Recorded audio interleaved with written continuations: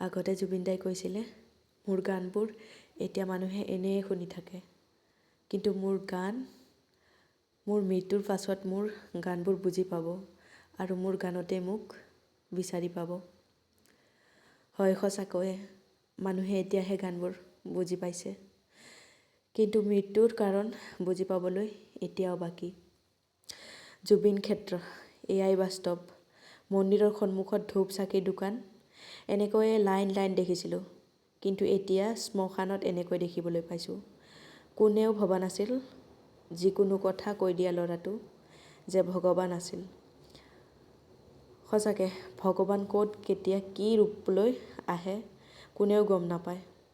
তেওঁ নাইকিয়া হোৱাৰ পিছতহে গম পালোঁ যে মানৱ ৰূপত তেওঁ ভগৱান আছিলে।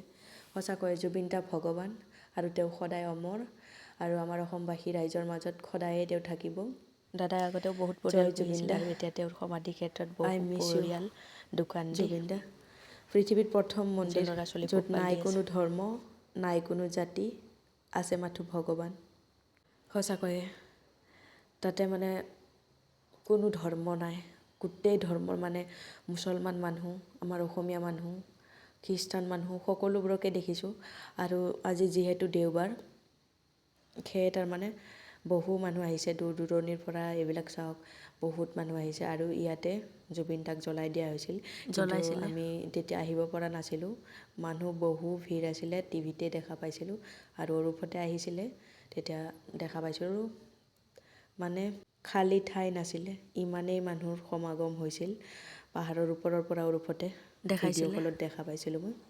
তো আজি আমি আহিম মানে গৈছিলোঁ, বহুদিন ধৰি যাওঁ যাওঁ বুলি ভাবি আছিলোঁ, যাবলৈ সময় সুবিধা মিলা নাছিলে।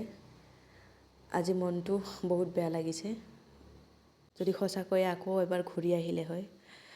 কিন্তু বহুত ভালো লাগিছে, বহুদিনৰ মূৰত হ'লেও আহিব পাৰিছোঁ। এতিয়া বৰ্তমান মই আছোঁ সোণাপুৰত জুবিন ক্ষেত্ৰত। এয়া সকলোৱে মানে গামোচাও লৈ আহিছে আৰু কিছুমানে ফটো ফুল যোনে যি পাৰে আৰু ময়ূৰপংখী সকলোবোৰ দাদাক ইয়াতে দিছে।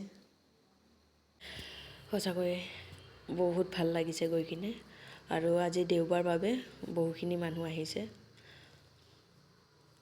সঁচাকৈ আহিম আহিম বুলি আহিব পৰা নাছিলোঁ, মানে ব্লকৰ পৰাও আহিছিলে আমাৰ ষ্টাফৰ, কিন্তু মই তেতিয়া আহিব নোৱাৰিলোঁ।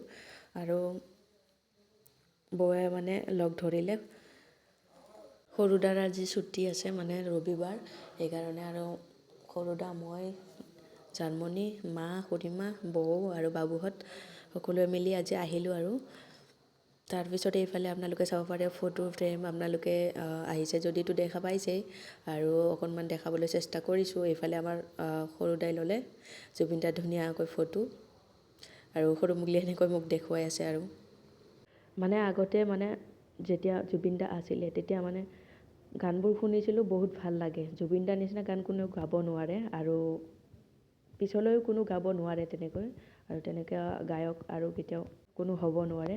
আৰু এইফালে আপোনালোকে চাব পাৰে টিভি মোবাইলত চাই আছিলোঁ এই শিলটো, য'ত মানে জুবিন দা ক'ৰবাত গান গাব গৈছিলে, আহি ইয়াতে জিৰণি লৈছিলে। এই শিলটোতে বহি থকা ফটোকপিও আছে।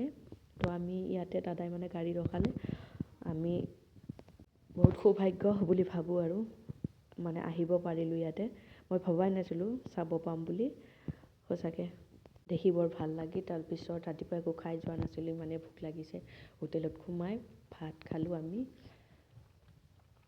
আৰু যিহেতু ইমান ঠাণ্ডা দিছে কি ক'ব, খাই লৈ আমাৰ মানে আহোঁতে আহোঁতে গধূলিয়ে হ'ল। আৰু বাক বিয়া দিছিলে আমাৰ গুৱাহাটীত, সেয়ে ভাবিলোঁ বাহঁতৰ ঘৰতে একেবাৰে সোমাই যাওঁ। তাৰপিছত এইফালে চাওক বায়ে মানে একেবাৰে পুৰি বনোৱাত ব্যস্ত, আমি যেন দিনটো মানে একো খোৱা নাই বুলি ভাবি পুৰি বনাই আছে।